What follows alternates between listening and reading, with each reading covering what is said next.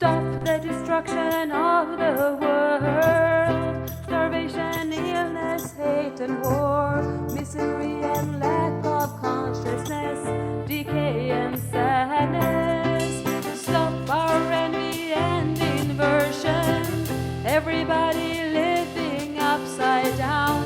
Destroying our diversity. Escaping from reality. Stop all the projection that turns brothers into enemies. Stop the dangerous people in power from killing the animals, oceans and flowers. Look at yourself now and check your connection to consciousness. Change your direction and let's build a future of happiness. Look at yourself now and check your connection to consciousness. Leave your inversion and let's build a future of happiness. Stop the destruction of the world. Olá, telespectadores do nosso programa Stop a Destruição do Mundo. Nesta série de programas, Dr. Kepp vem fazendo uma avaliação a respeito dos grandes pensadores da humanidade e como que os seus acertos poderiam nos beneficiar no sentido de nos auxiliar a dar um breque a essa destruição do nosso planeta e também para que nós nos conscientizemos de como os enganos, as inversões, os desvios realizados por esses grandes pensadores e que depois foram ensinados nas escolas, foram absorvidos pela sociedade, foram divulgados pelas mídias, penetraram nas artes, influindo diretamente a nossa civilização, como esses erros todos, eles estão contribuindo para que nós passamos um processo de destruição. E um dos pontos levantados nos últimos programas, quando estávamos estudando a teoria freudiana, as ideias de Freud, as ideias de Schopenhauer, então nós chegamos num ponto, por exemplo, que essa supervalorização que o ser humano dá ao aspecto sensorial, aos seus prazeres, por exemplo, da comida, prazeres da bebida, prazeres orais, como foram mencionados pelo Dr. Kepp, aos prazeres anais sádicos e aos prazeres genitais. Então, toda essa supervalorização aos aspectos neuróticos da personalidade, que são os prazeres e que o ser humano acha que ele tem que satisfazê-los, sob pena de ficar doente, de cair doente. Então, esses mesmos prazeres estão nos consumindo ao planeta. Daí vem todo esse vício, por exemplo, de álcool, de drogas, o consumo de cigarros, excessivo consumo de comida. Nós estamos praticamente dizimando o nosso planeta por questões anais sádicas, de poder, de guerra. Todos esses comportamentos de vaidade, de narcisismo, de competição, de inveja que o ser humano faz. Então, ele está engolindo o planeta, consumindo, cada vez destruindo mais florestas, mais minas, petróleo sem parar. Tudo isso está ligado diretamente aos nossos desejos neuróticos e na maioria deles são relacionados a essas fases sensoriais, de prazeres sensoriais que o Dr. Kepp desenvolveu no programa anterior. Então, essa percepção vai ser fundamental para que a gente note que frustração de muitos desejos é algo não só saudável, como essencial para a nossa saúde e para a preservação do planeta. Nós vamos precisar começar a conscientizar isso para que a gente se frustre daquilo que nos faz ficar doentes.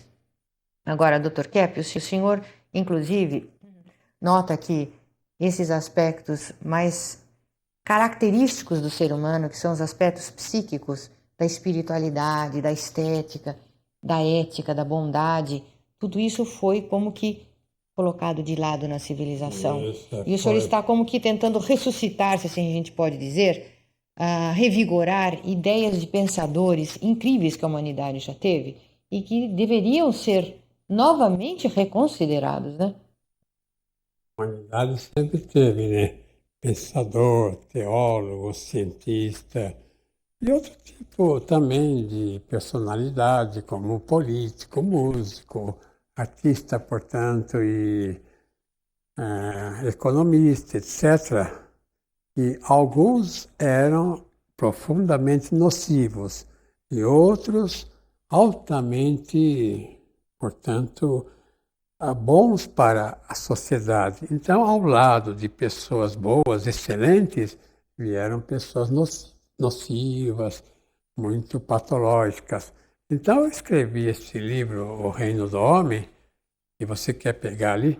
Esse livro eu gostaria de mostrar para os senhores que foi um trabalho que eu fiz para fazer uma análise do aspecto patológico, por exemplo, de todo setor do ser humano, seja o setor teológico, seja o setor artístico, seja o setor filosófico, etc.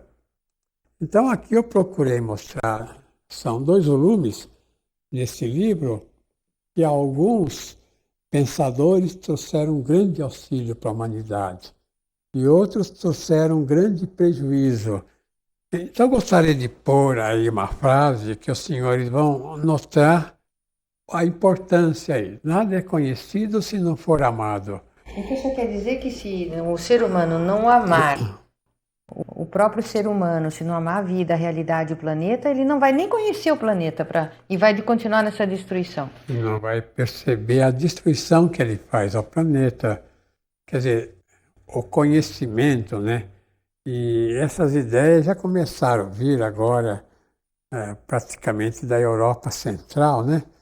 Através de Leibniz foi muito importante, além de Kant e de Hegel, mas depois eu vou mostrar aqui o Bergson, lá na França, que teve uma importância fundamental pelo seguinte, porque se o ser humano perceber que ele tem dentro dele uma verdade enorme, que ele está ligado a todo bem, que ele está ligado à estética, ele vai ter uma tranquilidade muito grande. Então, a definição que eu dei para a neurose é justamente essa. É aquela definição ligada à metafísica. O que a metafísica fala? Que o mal é a privação ao bem. O que é o mal, então, né? Vamos supor uma folha. Folha é um bem, é um ser. O que é o mal? A ausência da folha.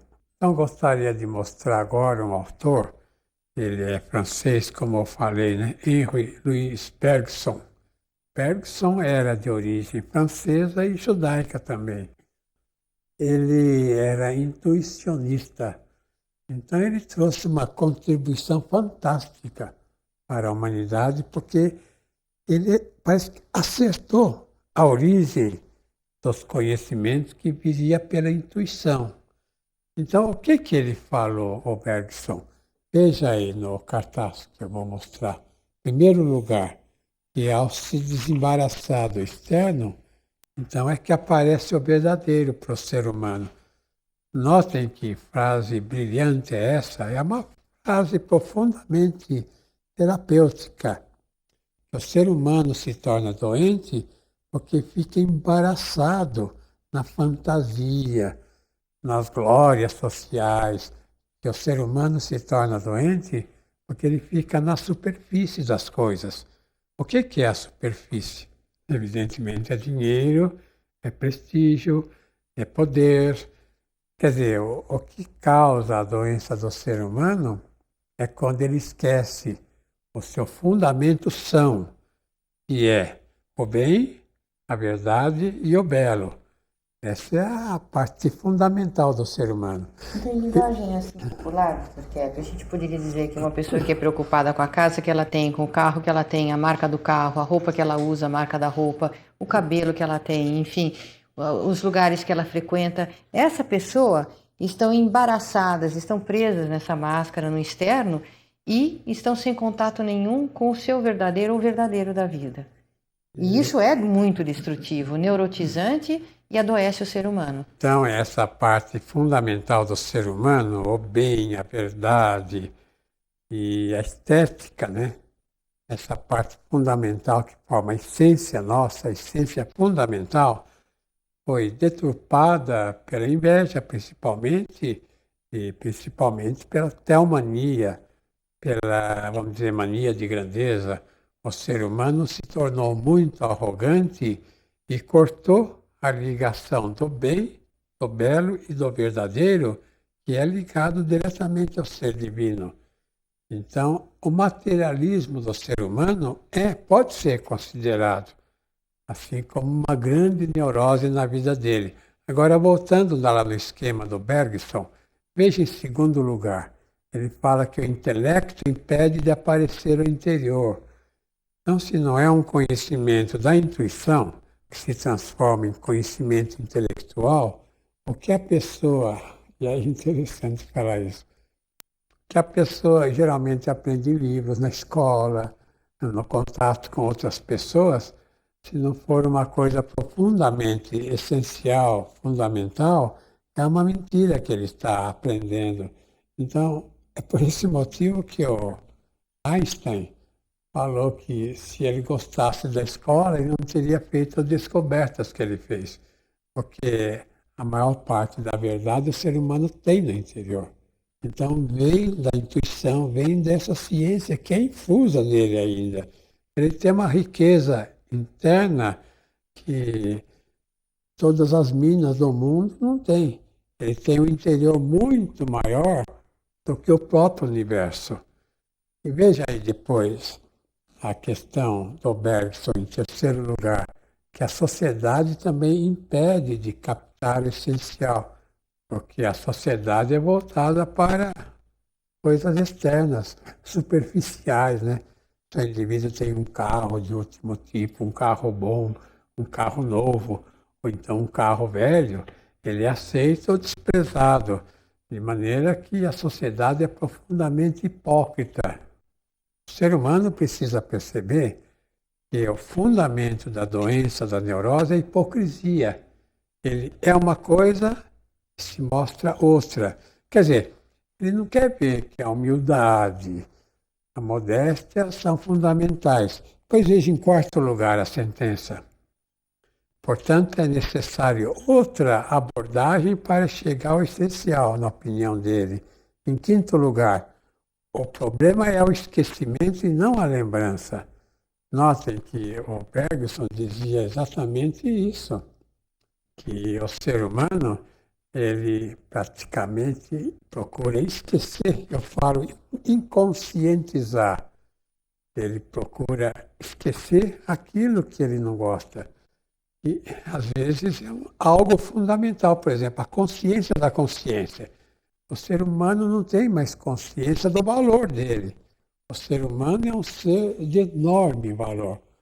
Não pode ser roubado, sequestrado, que não pode ser morto, que não pode ser atacado. O ser humano tem uma dignidade que nenhum outro ser criado tem. Então, veja novamente no esquema que o Bergson viu a verdade na intuição e o erro na intelectualização. Então, o que se aprende assim de exterior nas escolas geralmente é mais uma coisa intelectual, que às vezes não coincide com o essencial. E é por isso que o mundo chegou nessa situação tão difícil. Um impasse nós estamos, né, doutor Kepp? Voltamos já.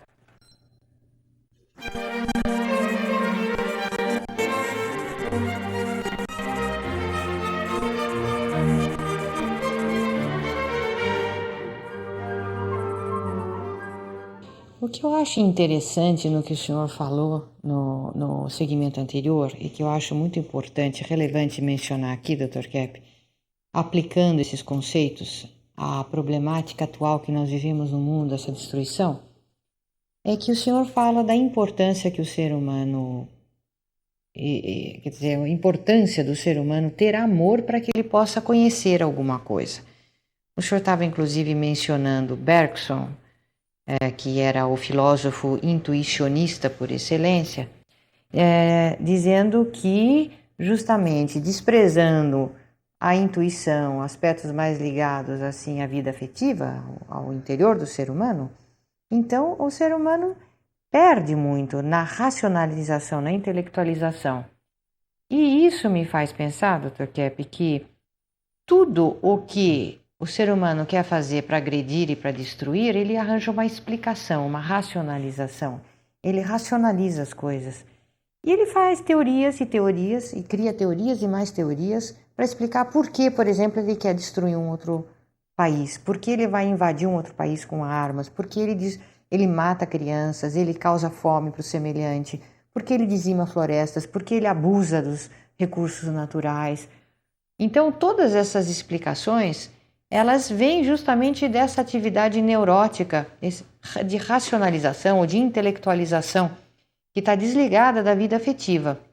Então, a gente pode chegar à seguinte conclusão, que todo empresário, por exemplo, todo profissional, todo médico, todo professor, toda pessoa que não dá ênfase a esse aspecto do amor no que ele faz, de ter afeto na sua realização, ele vai exercer uma atividade destrutiva, ele vai destruir, ele vai prejudicar o seu cliente, ele vai prejudicar, seja advogado, seja médico, ele vai ensinar teorias erradas para os seus alunos, ele vai fabricar elementos nocivos, tóxicos, destrutivos para o ser humano. Então, se nós não nos voltarmos para o nosso interior, para verificarmos as nossas intenções, tudo que nós produzirmos, a nossa ação, ela vai manifestar, vai externalizar aquilo que nós temos dentro de nós. E é o que vem acontecendo no mundo. O homem se esqueceu de olhar para si mesmo e está destruindo, fora o que ele também já destruiu no seu interior.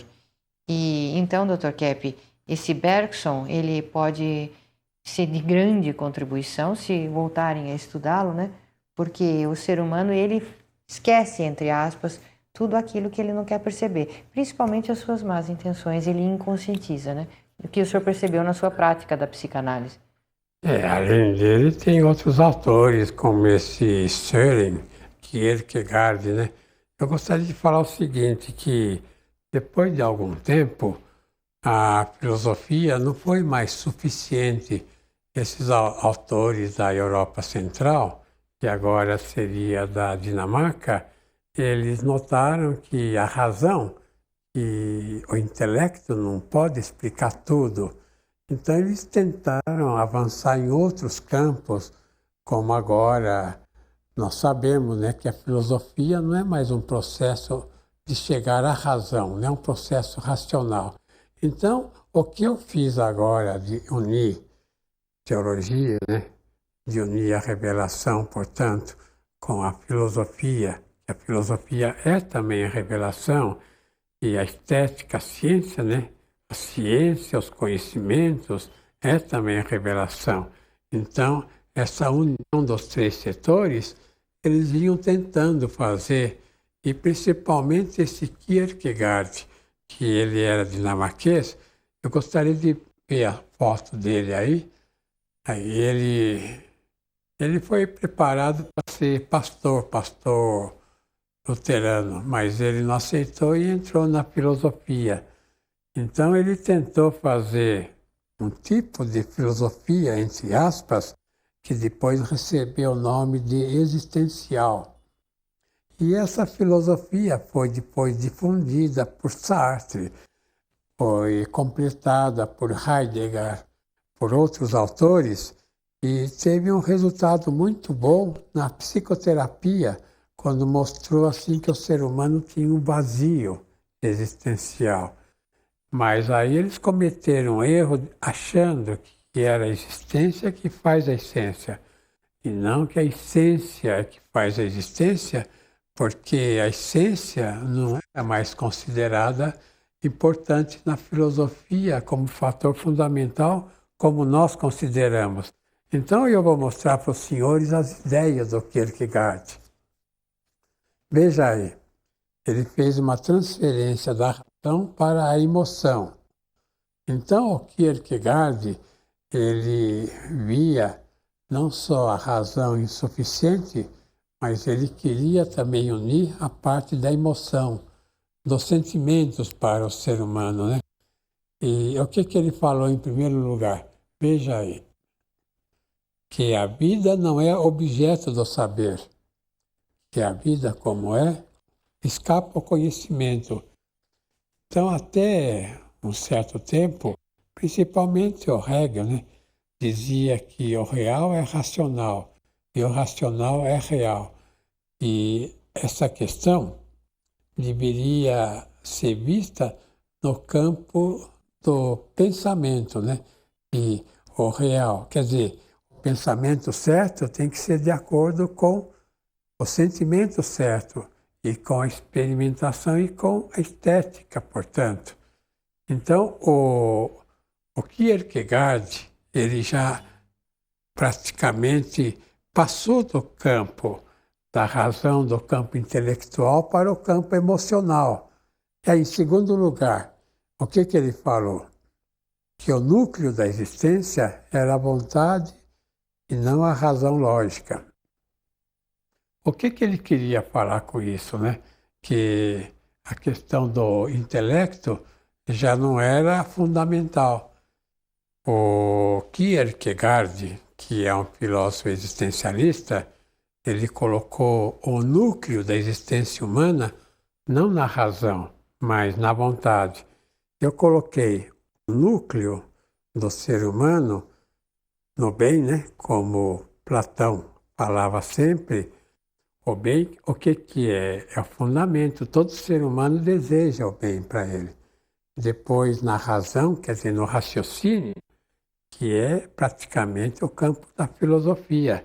Em terceiro lugar, o campo da estética, que é o campo da beleza, que é o campo das artes. Então, eu coloquei nesses três setores, mas cada setor independente do outro. Então, filosofia tem que continuar sendo raciocínio, razão. A teologia, a revelação tem que continuar sendo teologia. Tem que continuar sendo a revelação fundamental. A arte tem que continuar sendo arte. Agora, os três setores têm que ser analisados numa pessoa. Então, ela tem dentro dela os três setores. Mesmo que os três setores sejam independentes um do outro, mas os três setores só se completam um unido ao outro, compreende? Quer dizer, os três setores, a revelação precisa da razão e precisa da estética também. É por isso que eu chamei o homem universal. O homem universal é aquele que navega nesses três elementos, que são os três elementos básicos dele. Até eu fiz uma comparação com a Trindade divina. Deus é amor, né? Deus Pai, Deus é Deus Filho, né? Que é a verdade, que é a filosofia, e ele é também a beleza, que seria essa ciência atual. A beleza é estética. Então, o ser humano teria dentro dele os três setores, que ao mesmo tempo seriam independentes e ao mesmo tempo seria um dependente do outro. E unindo os três é que dá o ser humano integral. E que nós temos que ser integrais, compreende? Então, o meu trabalho é uma tentativa da união desses três setores para compreender todos os outros campos. De maneira que uma pessoa que faça análise conosco, estude o nosso trabalho, os nossos livros, esteja em nossas escolas, é um ser humano que aprende a ser universal, que consiga entender não só ciência, como filosofia, como teologia, que só assim que o ser humano seria um ser humano agradável, que seria um ser humano completo. Então veja aí no Kierkegaard, no esquema, em terceiro lugar, que existem três níveis da existência humana, que ele considerou: o estético, que nós consideramos, o ético, aí eu coloquei a razão, e o religioso, aí eu coloquei a revelação. E o ético, né, doutor Kepler? O senhor coloca, o senhor junge ético ao religioso, né? O que é o sistema ético, né? A ética é a perfeição. Você unindo os três, você tem um sistema ético. Quer dizer, a ética é que fornece a existência desses três elementos. Agora, tem que ver também por que o ser humano não vive os três elementos. Por que não vive, né? Aí entra a questão patológica. A megalomania, a inveja, a ira, o rancor. E esses elementos patológicos, o sensorialismo, né?